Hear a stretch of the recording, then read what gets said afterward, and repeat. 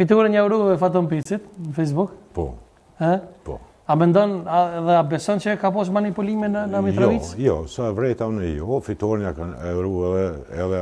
Nda ja urojmë, se burra i shqiptarës. Edhe artana, pa ta djali mirë që i PDK-s. Arjan Tahiri. Arjan Tahiri, i shkilqyshëm, edhe a ja uroj, edhe Bedri Hamze, ja urojmë krejt.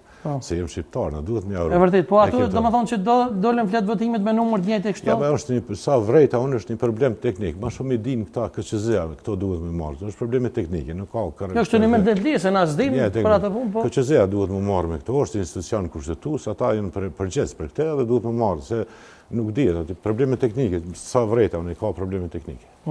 A ka shkel, profesor, a mendon që ka shkel presidenti e Republikës Kosovës kushtetutën me që i dha mandatorin Glau Konjucit pa i pas numrat? Jo. Pse? Shikoni, du me a spjegu këtu, na jem... Shumë mirë, s'to po kam që me spjegu me ditë qka... Do me a spjegu shumë bukër këtë. Po. Kushtetutën e shkelin, mund të shkelin autoritetet e larta të shtetit, ato shkelje quhen shkelje serioze.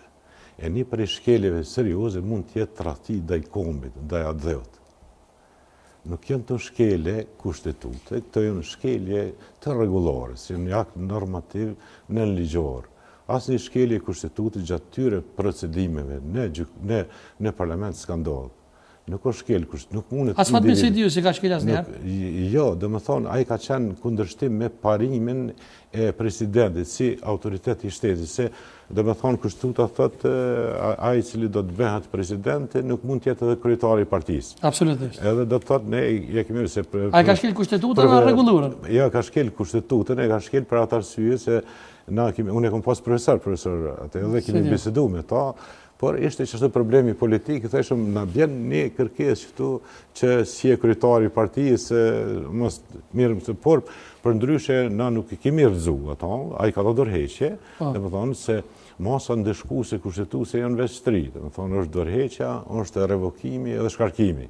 E shkarkimin e bën veç parlamenti, nuk mund të bënë gjykata kushtetuese. Absolutisht. Me presidentit, këthejmi të presidentit. President nuk e ka shkel kushtetutën me këtë rast. Dhe më thonë, se ka shkel, ajo është dash me konsumu, dhe më thonë, në 96.4 e ka për detyrë të aprovon edhe me dytin.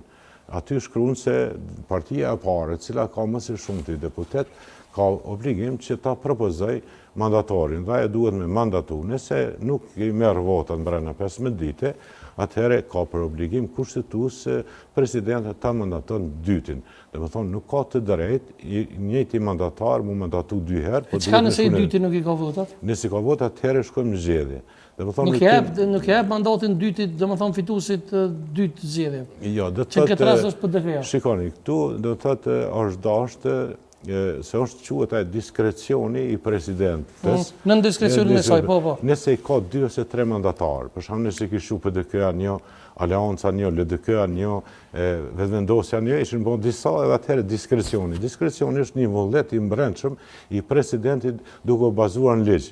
Të cilën ai parashes se cili mundet mi bën parafërsisht mundet mi bën gjatë një vota. Kështu që pasi s'ka pas kandidat tjerë, atëherë vetëm këtë e ka nominu edhe ka detyrë kushtetuese me konsumu këtë pjesë të nerit të kushtetutës dhe pastaj duhet të provon. Nëse jo, atëherë shpërndahet parlamentit dhe shkojmë zgjedhje. Apo shkojmë zgjedhje, profesor? Edhe zgjedhjet janë... E ke përmend datën 14 dhjetor ti? Edhe këto zgjedhjet janë një zgjedhje, vetëm kështu që ka shku deri me tash është, domethënë, gabim.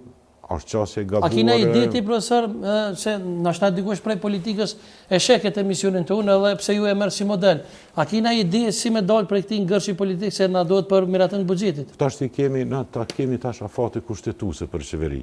Për parlament s'kemi pas afate kushtetuese dhe për atë arsye kemi pas këto konfrontime kushtetuese ta quaj, por ka dominuar mendimi im, sepse mendimi im ka qenë se mos të lejojmë serbët që të kenë veto.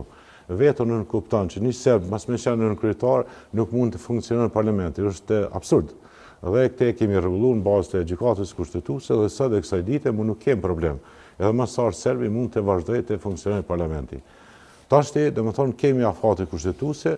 Kjo afat kushtetuese është edhe 15 ditë, dhe më thonë, ka pas 15 ditë, ky kandidati i dytë, Glauku, ai duhet të aprovojë në parlament. Nëse jo, atëherë duhet mbledh kryetarja presidenti i shtetit, duhet të mbledh partitë politike dhe të saktojnë datën e zgjedhjeve. E miratimi i buxhetit, a mund bëhet nga një qeveri që është në detyrë? Nuk mund të bëhet me miratimi i buxhetit pa u konstituu parlamenti, do të thonë pa u konstituu qeveria.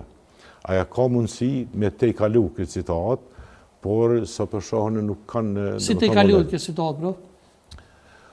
Se e thonë marrë një zgjidhje shumë... Kjo situatë te kaluat me mbledh parlamenti, i cili është funksional, me i zgjedh grupet parlamentare, ka të drejtë, me i zgjedh komisionet e përhershme që vunë, mesin e tyre është komisioni për buxhet dhe financa, dhe pastaj edhe me kalu edhe, mundet me kalu edhe buxheti, me miratu edhe buxheti, dhe më thonë, duhet përmes komisionit për buxhet dhe financa.